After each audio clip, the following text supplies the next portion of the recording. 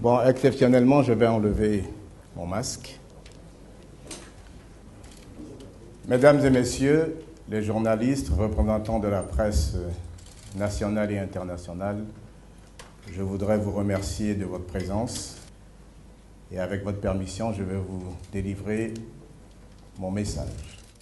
Ivoiriens, mes sœurs, Ivoiriens, mes frères, chers amis de la Côte d'Ivoire, dans quelques semaines, la Côte d'Ivoire, notre pays, brillera sous l'éclat du 7 août, notre fête nationale. C'est une date emblématique dans notre communauté de vie et de destin, un puissant marqueur de notre identité en tant que peuple libre et nation souveraine. Depuis 1960, nous commémorons l'indépendance de la Côte d'Ivoire, notre mère patrie. Cette année, le 7 août aura une tonalité particulière pour deux raisons principales.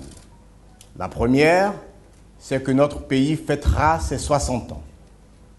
La seconde, c'est que moins de 3 mois après cette date anniversaire, la Côte d'Ivoire procédera à l'élection de son président de la République. Ces 60 ans que notre beau pays se prépare à célébrer seront également un moment de profonde introspection et de projection. À cette occasion, nous rendrons tous gloire à Dieu pour ses grâces sur notre pays et sur nos vies. Nous célébrerons la liberté retrouvée et la paix conquise de haute lutte. Nous exprimerons notre gratitude envers nos ancêtres et nos devanciers pour le sacrifice de leur vie.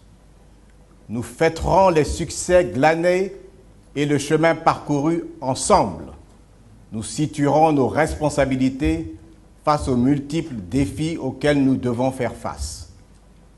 Mais nous ferons surtout le bilan de notre vie commune. Ivoiriennes et Ivoiriens, mes chers concitoyens, au moment où la Côte d'Ivoire se prépare à franchir cette étape dans sa marche vers le progrès, nous devons plus que jamais apporter des réponses viables à son rapport au monde d'aujourd'hui et aux difficultés de notre époque. Nous devons le faire dans la confiance et en toute sérénité. Ma profonde conviction est que la Côte d'Ivoire doit affronter ces défis présents et ultérieurs avec une nouvelle mentalité, une nouvelle vision, un nouveau logiciel et une nouvelle motivation. Je suis convaincu de très longue date que ce pays extraordinaire nous offrira davantage si nos cœurs battent à l'unisson pour l'aimer. Et nous ne pouvons réaliser cet objectif qu'en proposant une voie différente, un chemin de concorde et de paix véritable, gage d'un développement plus sûr et d'une prospérité partagée.